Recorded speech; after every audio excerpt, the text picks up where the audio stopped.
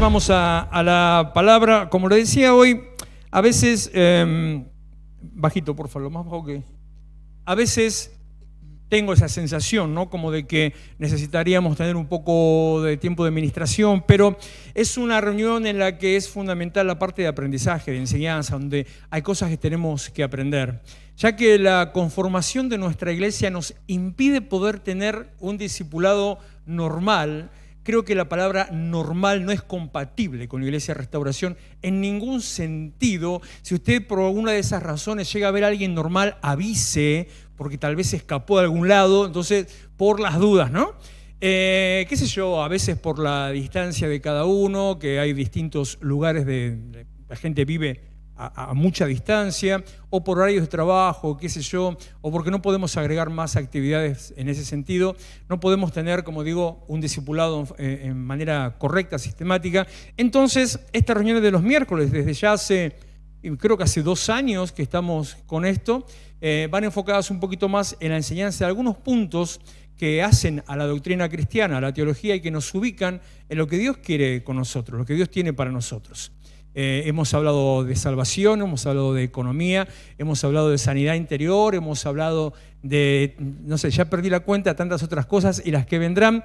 Y estamos ahora hablando de la oración efectiva, del cielo a la tierra, una oración revelada, la oración que le dio Jesús a los discípulos cuando le preguntaron a él cómo tenían que hacer para orar, para poder comunicarse con Dios. Enseñanos a orar, le dijeron. Él empieza a darle unas pautas, unos tips de cómo tenían que orar para que esa oración sea efectiva. Digo, así como dije recién, lo que la gente necesita es paz. Cuando nosotros ya cristianos tenemos una relación con Dios o tenemos un hábito de vida cristiana, lo importante es que nuestra oración sea escuchada y que al ser escuchada también sea respondida. Por eso digo, una oración eficaz. Y aprovechando que el Señor dejó esas pautas, tienen que orar de esta manera, tienen que pedir de este modo, tienen que tener en cuenta tal y tal otra cosa. Entonces es que vamos desarrollando todos estos puntos, que ya son como muchos hasta el día de hoy.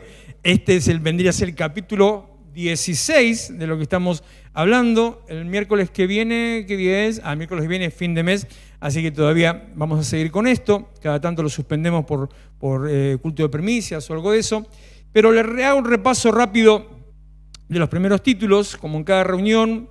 Primero, la oración requiere sinceridad. Segundo, la oración requiere intimidad.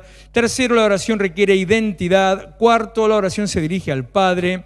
Quinto, la oración se hace en el nombre de Jesús. Sexto, la oración no es un ritual. Séptimo, la oración tiene un esquema. Octavo, debo reconocer mi posición, un punto interesante para conversar mañana con los líderes también. Noveno, debo reconocer su posición, que Él está por encima, que es Dios y al que le debo honra y adoración. Décimo, en consecuencia de esa, debo honrar el nombre del Señor, y después vimos 20 de esos nombres, que representa sencillamente las cosas que Dios hace. A través de cada uno de los nombres de Dios, yo sé que Dios hace tal cosa. Bueno, sé que Dios hizo tal cosa. Por lo tanto, si lo hizo, es que lo va a volver a hacer también. 11, debo procurar que el reino de Dios se manifieste. Estamos en esa sección ahora todavía. 12, la voluntad de Dios es prioritaria. 13, que es el que vimos el miércoles pasado, y un par de cositas que le digo sobre eso. Un par de puntitos nada más. El orden de Dios no es el orden a la vista humana, y que tiene que ver con la oración, y tiene que ver con que tenemos que entender que Dios no hace las cosas como nosotros pensamos o esperamos, sino que Dios hace las cosas a su manera. El miércoles pasado di el mismo ejemplo que le voy a dar ahora. Uno pensaría que, bueno, una reunión, un momento de culto al Señor tiene que tener un tiempo de adoración. ¿Cómo no va a tener un tiempo de adoración? Si no tiene tiempo de adoración, no es iglesia, no es culto. Si no adora, no es culto. Y sin embargo, a pesar de no tener un tiempo de adoración en forma específica, sino haber tenido un tiempo de alabanza y alabanza de guerra, si quiere enfocarse por ese lado, uno no puede decir, no, pero no sentí la presencia del Señor. No, pero acá Dios no estuvo. No, pero no se movió la mano del Señor. Las cosas no son a nuestra manera, sino que son a la manera del Señor. El orden de Dios es que todo tenga su función, todo esté en su lugar y esté cumpliendo el propósito para el cual fue creado, esté en posición de ser ejercido. Decía también que el reino de Dios, el reino de los cielos, porque dice Mateo 6:10, todavía estoy en lo del miércoles pasado, venga tu reino, hágase tu voluntad en la tierra como en el cielo. Entonces, que es importante que yo sepa cómo es el reino de Dios, cómo es el reino de los cielos, cómo se manejan las cosas en el cielo. Hágase tu voluntad en la tierra como en el cielo. Bárbaro. ¿Cómo se hacen las cosas en el cielo? Entonces, la manera de saber cómo se hacen las cosas en el cielo es entender que es el reino de Dios. Y lo primero que vimos sobre eso es que el reino de los cielos es un misterio que está reservado para algunos, para aquellos que son llamados, los que responden a su llamado, aquellos que toman el compromiso de seguir y servir al Señor. Que el reino de los cielos solo se entiende espiritualmente, que el reino de los cielos es potenciador, que el reino de los cielos cubre, lo que entra en el reino de los cielos aumenta en forma geométrica, empieza a crecer en abundancia, en bendición. El reino de los cielos cambia tu posición y condición, Mateo 13:13, por eso les hablo a ellos en parábolas, aunque miren, no vean, aunque oigan, no escuchen, ni entiendan, pero dichosos los ojos de ustedes, porque ven, y sus oídos porque oyen. Cuando vos tenés en primer lugar el reino de Dios, cuando sos parte del reino de los cielos, cuando procurás primeramente el reino de los cielos, entonces Dios te cambia de posición, que está relacionado a lo que le expliqué antes sobre la libertad. Ya no estás con aquellos que no entienden, no ven, no oyen, sino que formas parte de los que entienden, los que ven y los que oyen. A veces hay cosas que realmente no se entienden, hay cuestiones espirituales que uno no las puede comprender, pero cuando sos parte del reino de Dios hay algunas cosas que se empiezan como a aclarar. Pareciera ser que de golpe la niebla se disipa, que el humo de la cocina, que se te quemó el churrasco, ya lo pusiste el ventilador y se empezó a esfumar. Bueno, del mismo modo así ocurre en el reino de los cielos, cuando vos sos parte. Es importante, es vital formar parte del reino de Dios. Es importante, es vital declarar que el reino de los cielos se manifieste. Es importante y es vital para que Dios escuche y responda a tu oración, que a vos te importe el reino de los cielos. Si a vos no te importa vivir como se vive en el cielo, las cosas no te van a funcionar. Y no solo que no te van a funcionar, yo digo, ¿qué vas a hacer después? Porque si no te importa cómo se vive en el reino de los cielos, ¿a dónde pensás ir cuando te mueras? Si no te importa cómo se vive en el reino de los cielos, no vas a estar preparado para el tal, salvo que quiera estar preparado para ir ahí tercer subsuelo, donde se vive de otra manera. Pero en el reino de los cielos se vive de una manera que, con el punto que te estoy diciendo, abre tu entendimiento, abre tus ojos, abre tus oídos, te pone en una posición distinta, te coloca en una posición superior. Versículo 16 de Mateo 13, dichosos los ojos de ustedes porque ven, sus oídos porque oyen. Les aseguro que muchos profetas y otros justos anhelaron ver lo que ustedes ven. 4 veces hablando de ver, de visión, pero no lo vieron. 5, quisieron oír lo que ustedes oyen, pero no lo oyeron. El reino de los cielos es visión. Y visión en todo sentido.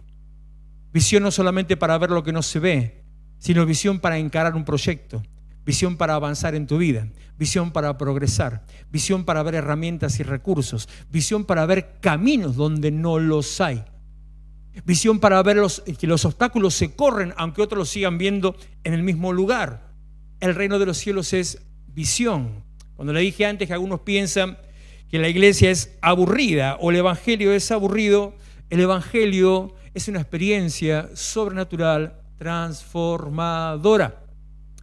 que lo coloca a usted en una nueva posición espiritual. Lo pone por encima y le abre caminos distintos, oportunidades distintas. Yo le animo, si no lo experimenta todavía, si no lo experimentó todavía, si siendo creyente no lo experimenta porque tiene la cabeza puesta en otro lado, si no es creyente porque tal vez es su primera vez o no tuvo la experiencia o nunca lo invitaron o nunca participó de una, podría decir, de esta manifestación del reino de Dios, déle la oportunidad al Señor, anímese. En la vida hay que animarse a probar cosas. Así tiene la experiencia de experimentar nuevos sabores, de tener nuevas experiencias, de tal vez ir a bucear o ir a escalar. A mí, conmigo no cuente, ¿no? Pero de paso digo, total. De ir a escalar, de ir a bucear. Algunos quieren comer insectos, conmigo tampoco cuenten, gracias, paso. Todavía siempre digo cuando hablo con algún amigo de Ecuador que de los 3 viajes que hice a Centroamérica sigo virgen de cuy. Siempre me querían hacer comer cuy, cobayo, chanchito de la India. 3 veces siempre me querían hacer comer. Yo dije, no pienso comerme a mi perro, decía yo. Porque, claro, usted capaz que alguna vez tuvo o tiene. Es muy común de los chicos de tener un chanchito de la India de mascota. No se lo recomiendo, es un bicho insoportable, ¿no? Allá le dicen cuy. ¿Sabe por qué le dicen cuy? ¿Tuvo usted alguna vez uno? Si tuvo, va a saber por qué le dicen cuy. Cuy, cuy, cuy, cuy, cuy. Inaguantable bicharraco ese. Ahí sí te da ganas de comértelo directamente. Pero me lo traían en el plato, ensartado, con el palo tipo rotizado, ahí enterito, completo, con los dientes y la cola.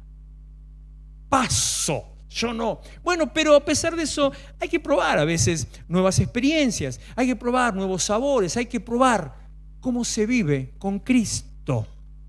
Hay que probar que se puede vivir de otra manera. Hasta ahí es todo lo que nos tocaba del miércoles pasado. Por supuesto que sigo con la misma línea, el mismo punto. Y el miércoles pasado les hablaba que, hablando del reino, Mateo es un especialista, Mateo el evangelista es un especialista. Él hace un especial hincapié al reino de los cielos. Mateo, también le explicaba esto el miércoles pasado, Mateo le escribe a los judíos, o sea, le escribe a la nación de Israel. Le escribe desde un contexto judío, desde el propósito, el pensamiento judío, aquellas cosas que los judíos buscaban, los judíos esperaban.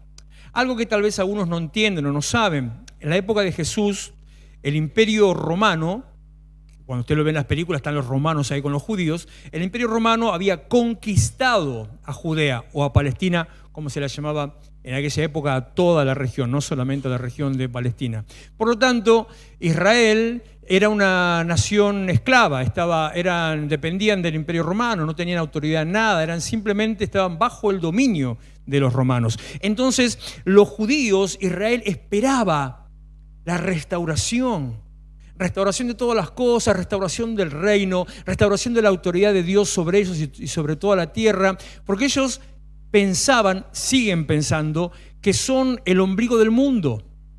Pensaban que Dios solamente se iba a manifestar por medio de Israel, a través de Israel, para dar a conocerse a todo el mundo. Dice Isaías 49, versículo 5, ahora dice el Señor que desde el seno materno me formó para que fuera yo su siervo, para hacer que Jacob se vuelva a él, que Israel se reúna a su alrededor, porque a los ojos del Señor soy digno de honra y mi Dios ha sido mi fortaleza. No es gran cosa que seas mi siervo, ni que restaures a las tribus de Jacob, ni que hagas volver a los de Israel a quienes he preservado. Y dice, yo te pongo ahora, le dice Dios a Israel, yo te pongo ahora como luz para las naciones. ¿Qué significa como luz para las naciones? Es como si fuera un faro donde las naciones podían mirar y esa luz que miraban en Israel era la guía para ellos. Tendría que haber sido la guía moral, la guía espiritual, tenía que haber sido la guía en todo lo que se relaciona con Dios, la guía para la vida diaria, la guía para la bendición. Al contrario, ellos malinterpretaron ese llamado y esa bendición, y entonces tomaron solamente la parte de, nosotros somos especiales, y en vez de ser guía del resto del mundo, se aislaron del resto del mundo, diciendo, ustedes no se acerquen a nosotros porque nosotros somos los elegidos. Eso hizo que cayeran en esclavitud y en 2 o 3 veces hayan sido dominados. Entonces Israel esperaba esa manifestación. Es más, cuando los discípulos antes de la ascensión le preguntan a Jesús, le dice, Señor, ¿restaurarás el reino en este tiempo? Y Jesús les dice, a ustedes no les toca saber los tiempos, las sazones, Hechos capítulo 1, no les toca a ustedes, sino las cosas que solamente están reservadas a mi Padre. Y ahí les empieza a hablar del reino desde otra posición. Les empieza a hablar de la vida en espíritu. Les empieza a hablar que va a venir el Espíritu Santo, que tienen que quedarse en la tierra esperando. Pero ellos estaban con esa idea permanente. Bueno, en ese contexto es que Mateo hace mucho hincapié en eso. El reino de los cielos, el reino de Dios. El reino de Dios es así, así, así, así. Es el que más habla del tema. Y el capítulo 13 de Mateo, como que leí recién, se lo conoce como, no recuerdo cuántas son, si 7, 8. Se las conoce a estas como las parábolas del reino. Una parábola, se lo dije el otro día, es como un cuento, una historia ficticia, armada, fabricada, que tiene como fin dar una enseñanza, una historia que toma cosas cotidianas del andar diario de la gente y a partir de esas cosas deja enseñanzas que tienen que ver con la vida espiritual, en este caso con la vida del reino. La primera mencionada, que no es lo primero que hablé, la primera mencionada es la parábola del sembrador. Tal vez es una de las más conocidas. Tal vez como historia, como palabras de Jesús, es una de las cosas más conocidas. Creo que es como las bienaventuranzas del Sermón del Monte. Y la parábola del sembrador debe ser lo más conocido popularmente, que aquel que ni siquiera tenga un poquito de experiencia cristiana conoce esas cosas porque lo escuchó en algún lado. Y cuando arranca con la parábola del sembrador, empieza haciendo una descripción, ¿no? O sea, te pone en contexto. Como cuando hago un devocional o cuando empiezo a predicar. Hay quienes me dicen, hablas mucho antes de predicar. Digo, no, nabó. Estoy predicando desde el momento que empecé a hablar. Lo que pasa es que vos querés que diga, Mateo capítulo 6. No. Te voy poniendo en contexto, te voy preparando el terreno, voy arando la tierra, voy sacando la maleza, voy preparando para poner la semilla, entonces usted ya sabe dónde está parado. Si te la tiro así de golpe, dice, no entiende nada, entonces sabe dónde está parado. Entonces, él hace lo mismo, esa como una introducción, y ahí arranca Mateo 13:3. Dijo Jesús en parábolas muchas cosas como estas. Un sembrador, arranca, parece una canción, un cuentito va a ser, un sembrador salió a sembrar. Es como ¿veo? Cuando dicen, había una vez, una cosa así, ¿no? Un sembrador salió a sembrar. Y digo, me quedé pensando en esta obviedad. Yo estoy convencido que la Biblia no tiene palabras que le sobran, que la Biblia no tiene palabras huecas o sin sentido o que estén ahí porque, había que rellenar, sino que estoy totalmente convencido que todo lo que la Biblia dice, por algo lo dice. E incluso de aquellas cosas que no dice, como le dije creo que fue la semana pasada también, hablando sobre la creación, por algo no lo dice. En el principio creó Dios los cielos y la tierra. ¿Cómo? No te importa. En el principio Dios creó los cielos y la tierra. Y tomó el Señor polvo de la tierra y sopló, hizo el hombre. ¿Y cómo hizo? Y no te importa. Tomó polvo, sopló, hizo al hombre. Punto. Es una cuestión de fe. Tenés que creerlo y aceptarlo por fe. Y si vamos a cuestionar eso, le recomiendo pagarse unos buenos mangos, pero unos buenos mangos, vaya a hacerse un estudio a un laboratorio de alta complejidad, que le hagan un estudio, espere que la palabra no me va a salir, espectroscópico, me salió, un estudio espectroscópico y ADN, donde va a encontrarse con que la conformación de su cuerpo humano, tiene exactamente los mismos componentes que el polvo de la tierra. Entonces, cuando vea eso, haga esto y esto, va a decir, mira, tenía razón don Génesis cuando dice, en el principio Dios creó cuando dice tomó polvo, sopló y así fue el hombre un ser viviente. Esta supuesta obviedad, como le estoy diciendo, no es una obviedad en sí, sino que tiene que ver con el propósito del reino de los cielos. Tiene que ver con cómo funciona el reino de los cielos. El miércoles pasado, hablando de eso, del orden de Dios, le decía que el orden de Dios no es como nosotros pensamos, sino que aunque las cosas estén mezcladas, para Dios pueden estar ordenadas. Le decía que el orden de Dios, el desorden, mejor dicho, de Dios, es cuando algo no tiene forma. Y sobre eso que no tiene forma, Dios quiere darle una forma. Que el desorden es cuando, para Dios el desorden es cuando en un determinado lugar está imperando las tinieblas. Génesis 1:1, 1:2 dice que las tinieblas cubrían la tierra, que todo estaba desordenado y vacío. Bueno, eso llama Dios desorden. ¿Pero por qué llama eso desorden? ¿Porque está mezclado? ¿Porque están las cosas fuera del lugar? No, porque no tiene sentido, porque no tiene propósito, porque no tiene función. Porque ¿para qué está? Porque está bajo una dominación que no es la de Él. Entonces, ¿para qué sirve? El orden de Dios no tiene que ver con que las cosas estén acomodadas, sino que el orden de Dios tiene que ver con que las cosas tengan un propósito, un sentido. Por lo tanto, donde hay desorden, Dios ordena. ¿Cómo ordena Dios? Génesis 1:2 nuevamente, y el Espíritu de Dios se movía sobre la faz, sobre la superficie de las aguas. Vio Dios desorden, envía el Espíritu ordena, comienza el proceso creativo. Así es como pasa en esta historia, en esta parábola.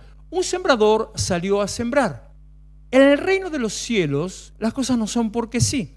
En el reino de los cielos, las cosas no se hacen al tuntún, al voleo. En el reino de los cielos, en el reino de Dios, cada cosa tiene su lugar, cada cosa tiene su aplicación. El reino de los cielos, anotas esta palabrita, es eficiente. No eficiente para los pies. Eficiente. ¿Qué significa que el reino de los cielos es eficiente? Eficiente es que cumple el propósito para el cual fue creado. Significa que cuando yo entonces declaro que venga el reino de Dios a la tierra, cuando declaro que así como en el cielo, así sea en la tierra, cuando declaro que busco primeramente el reino de Dios y después entonces todo va a ser añadido, que yo tengo que entrar en un sistema eficiente, un sistema donde las cosas funcionan según lo programado, las cosas funcionan según lo establecido, donde cada cosa tiene un funcionamiento, un lugar y lo cumple. Por eso yo siempre digo, nosotros que hablamos tanto como argentinos, que querríamos tener la eficiencia de otros países, y no sé por qué siempre apuntamos a Europa en ese caso, digo, no sé si soportaríamos la eficiencia europea.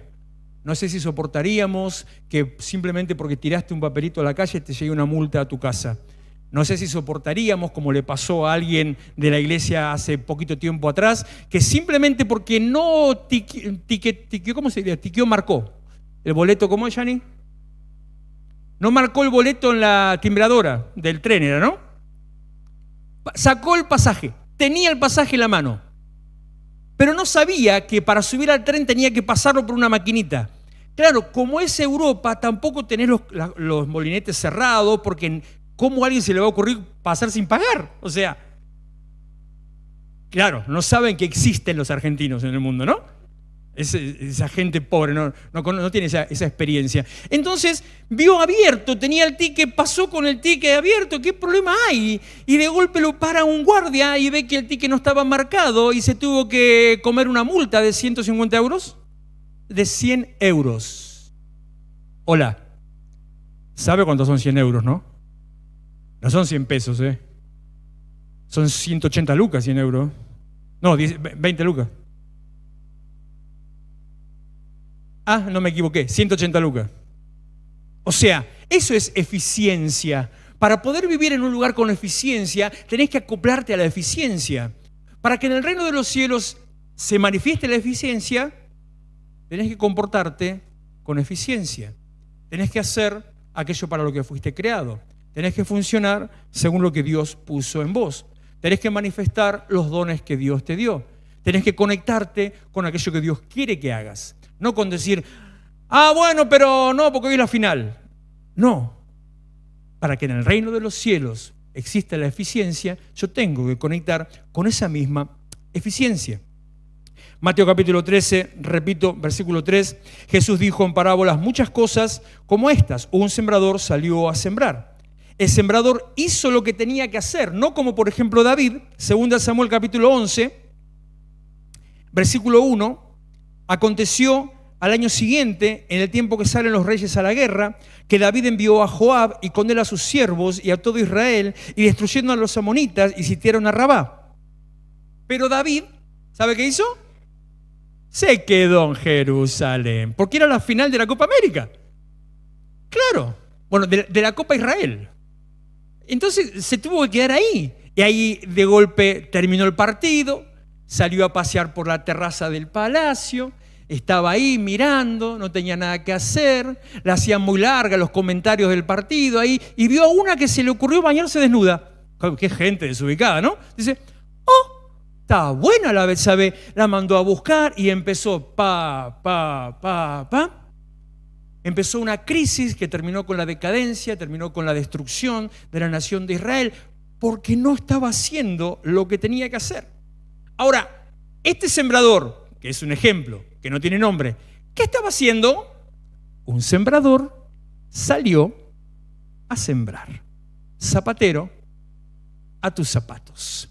El reino de los cielos es eficiente, pero también, y que no es lo mismo, el reino de los cielos es eficaz. El reino de los cielos es eficiente, el reino de los cielos es eficaz. ¿Qué quiere decir que sea eficiente? ¿Qué quiere decir que sea eficaz? No es sinónimo, no es lo mismo, no es lo mismo. Si soy eficiente, no soy eficaz, puede ser. Si soy eficaz, no soy eficiente, puede ser. ¿Puedo ser eficiente sin ser eficaz? Así somos. Entonces, ¿de qué está hablando, pastor? Eficiente, la eficiencia, apunta a, como te acabo de decir, cumplir tu propósito. Hacer aquello para lo que fuiste creado. El sembrador salió a sembrar, el zapatero se fue a zapatear. No, a hacer zapatos. Eficiente quiere decir tener esa idea, ese don, esa habilidad, ese llamado, conectarte con eso, ir por ese camino. Listo. Eficaz no significa que cumplas tu propósito. Eficaz sí significa que te fijes en el resultado de tu propósito. Este tema en realidad, mientras lo escribía, yo decía, esto tengo que hablarlo mañana con los líderes. Pero es parte de la enseñanza de hoy, entonces también se lo está soportando usted y los líderes también, que les va a venir bien. Eficiente es cumplir el propósito. Eficaz es enfocarte en el resultado. Eficiente es, ya sea porque practicaste, porque tenés experiencia, porque sos hábil, porque sos ágil, por lo que sea, buscar la manera, si es rápida mejor, de hacer lo que tenés que hacer. Eficaz significa, habiendo buscado la manera de hacer lo que tenés que hacer, si es rápida mejor, hacerlo bien. Significa que si estás haciendo zapatos, no que solamente hagas 500 pares de zapatos en un día, sino que cuando alguien se lo ponga, le entre en el pie. Que cuando una persona se compra un par de zapatos no tenga un 35 y un 46. Que cuando la persona se quiera atar los zapatos tenga un cordón para atar.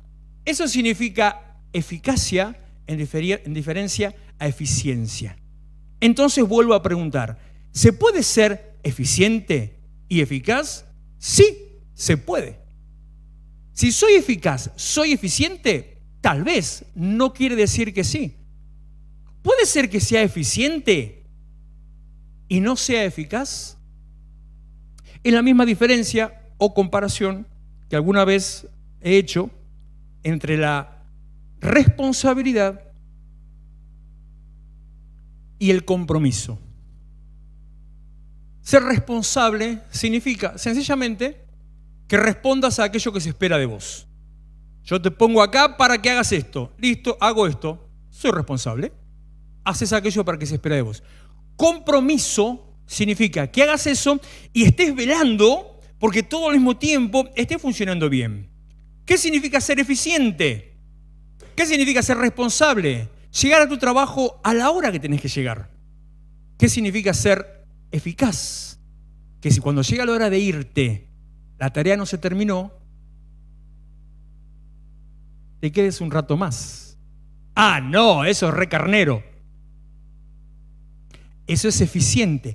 Qué buen empleado que sos, qué eficiente que sos. Y vos te haces así, te agrandás así y no significa nada. Que seas eficiente no significa que estés haciendo bien tu tarea. Que seas eficiente en el reino de Dios no alcanza para que el Señor te diga, bien, buen siervo, fiel. En lo poco has sido fiel, por mucho te pondré. Es necesario que seas eficiente y que seas eficaz. O sea, que hagas lo que tenés que hacer y prestes atención al resultado. Que te importe lo de más allá. Que te importe lo que pasa con la gente, con el lugar, con el ministerio. Es Juan capítulo 10, ponémelo en pantalla que no lo busqué ese versículo. Poneme desde el versículo 9, a ver que lo voy leyendo. Y arranco de ahí. A ver el 8, por favor. Ahí, dejamos ahí. Jesús hablando, todos los que vinieron antes de mí, antes de Jesús, eran unos ladrones y bandidos, pero las ovejas no les hicieron caso. Avanza. Yo soy la puerta, dice Jesús, el que entre por esta puerta que soy yo será salvo. Podrán entrar y salir con libertad y hallar pastos. Seguí.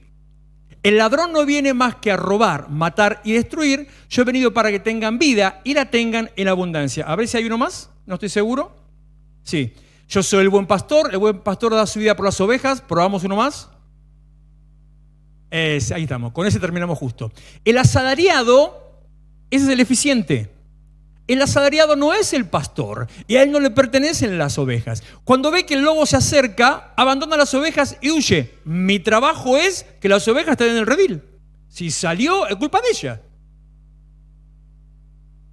Podés ser eficiente sin ser eficaz. Ahora, pero estás siempre al pie del cañón, siempre estás ahí marcando tarjeta. Digo ese ejemplo porque en alguna época me quedó grabado a mí de mi época en un trabajo que de hace muchísimos años que tuve, donde siempre yo era puntual a mi manera. Puntual a mi manera. ¿Qué significa eso? Yo tenía que entrar a las 9, tenía 2 horas casi de viaje, tenía que entrar a las 9 de la mañana, entonces siempre llegaba 9, 9 y 1, 9 y 2, 9 y 3, 9 y 4, 9 y 5, 8:59, 9, ese era mi rango de horario de entrada. Entonces, puntual a mi manera. No estoy diciendo que esté bien, estoy contando lo que pasaba. Pero mi horario de salida era a las 6, a las 18 horas. Y yo siempre me iba 6:10, 6:15, 6:20, 6:30, 7. Siempre. Y no porque me ponía a pavear, sino trabajando. Y un día un jefe, hoy le diría un religioso, me retó y me disciplinó por llegar tarde. Sin tener en cuenta que siempre tenía en promedio media hora, 45 minutos de tiempo que sobraba. Entonces yo le dije, perfecto, voy a ser eficiente. A partir del día siguiente, todos los días yo marcaba 9:00, pero 18:00 me iba. Y arreglate, chau tu tía, problema tuyo. Repito, no estoy diciendo que esté bien, estoy contando lo que pasaba. Bueno, eso es lo que no es el reino de los cielos. El reino de los cielos es eficiente y el reino de los cielos es eficaz. El reino de los cielos se prepara para lo que tiene que hacer y hace las cosas que tiene que hacer, y el reino de los cielos al mismo tiempo se procura que las cosas salgan bien. Mateo 13:3, bueno, un par de versículos y ya terminamos. Dijo en parábolas muchas cosas como estas. Un sembrador salió a sembrar. Mientras iba esparciendo las semillas, una parte cayó junto al camino. Mientras iba esparciendo las semillas, una parte cayó junto al camino. Llegaron los pájaros y se las comieron. Otra parte cayó en terreno pedregoso, sin mucha tierra. Esas semillas brotaron pronto porque la tierra no era profunda. Pero cuando salió el sol, las plantas se marchitaron y por no tener raíz, se secaron. Otra parte de las semillas cayó entre espinos, que al crecer ahogaron las plantas. Pero las otras semillas cayeron en buen terreno, en el que se dio una cosecha que rindió hasta 100, 60 y 30 veces más de lo que se había sembrado. El que tenga oídos para oír, que oiga. Ahí vemos un sembrador que hacía lo que tenía que hacer. Fue eficiente. Estaba conectado con su propósito, estaba conectado con su llamado, conectado con sus dones, podría decirle con su programación, Un sembrador salió a sembrar, el tipo sembró. Después empezó, cuando salió a sembrar, agarró, metió mano en el morral, empezó a repartir semilla y él sembró. O sea, no me pregunten cómo, decía el tipo. Yo siembro.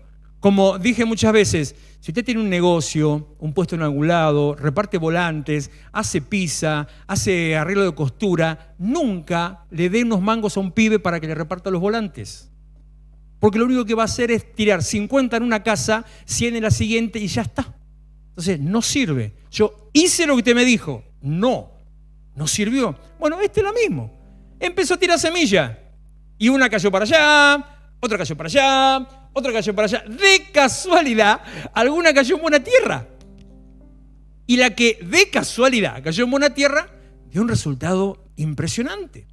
Hasta 100 veces cada uno. Imagínese si el trabajo hubiera sido hecho a conciencia. Si hubiera estado mirando donde tiraba y todo hubiera sido sembrado en buena tierra. Se llenaba de plata la cosecha que hubiera tenido.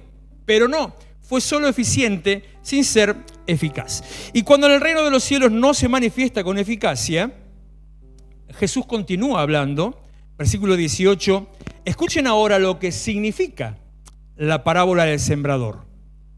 Primero, se entrega la obra de Dios en manos del enemigo. Cuando no actúas con eficacia, dejas la obra de Dios, lo que estás haciendo, en manos del diablo. Cuando no sos eficaz en tu laburo, le estás entregando al diablo las cosas. Versículo 19. Cuando alguien oye la palabra acerca del reino y no la entiende, viene el maligno y arrebata lo que se sembró en su corazón. Esta es la semilla sembrada junto al camino. Versículo 20. El que recibió la semilla que cayó en el suelo lleno de piedras es el que oye la palabra y de inmediato la recibe con alegría. Pero como no tiene raíz, porque la tiraste ahí en medio de las piedras, no miraste de limpiar el camino, como no tiene raíz, dura poco tiempo. Y cuando surgen problemas o persecución a causa de la palabra, enseguida se aparta de ella.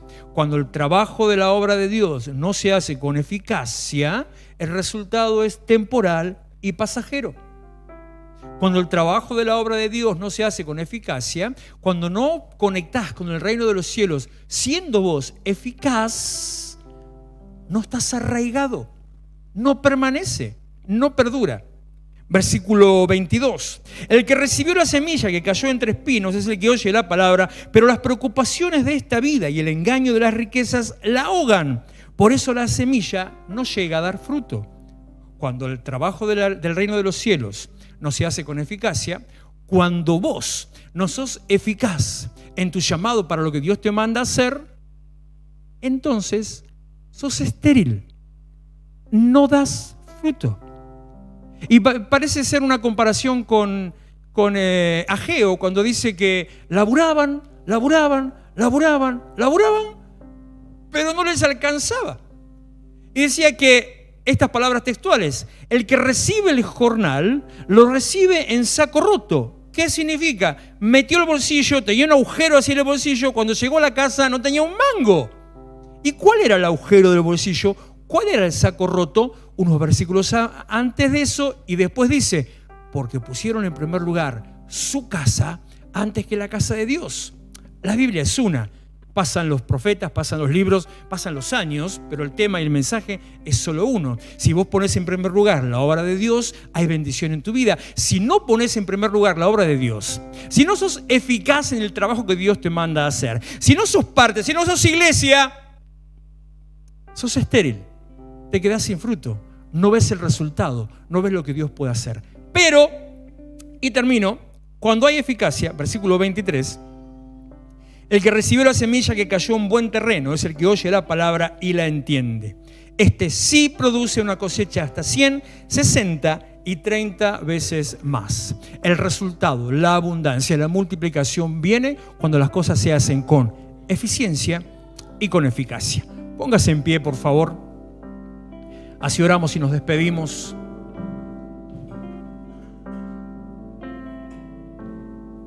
No voy a hacer un llamado al frente, no lo voy a hacer pasar acá, pero sí le voy a hacer pensar, le voy a hacer una pregunta para que usted piense en su interior y para que reflexione. ¿Cómo está viviendo su vida en este momento? ¿Está dando resultado las cosas que hacen? ¿Ve la mano de Dios obrando? ¿Está teniendo la respuesta que espera tener? ¿Está teniendo los resultados que espera tener?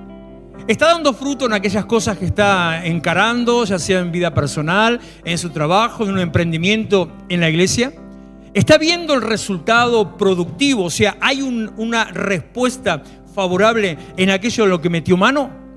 Si la respuesta a todo eso, o algo de todo eso, o a la mayor parte de todo eso es no, es porque tenés que reenfocarte en qué manera estás encarando lo que Dios te dio por hacer. En qué manera estás sirviendo, si es que estás sirviendo a Dios. En qué manera estás haciendo en tu casa, en tu negocio, en tu emprendimiento, en tu familia. En qué manera estás haciendo aquello que Dios te mandó por hacer.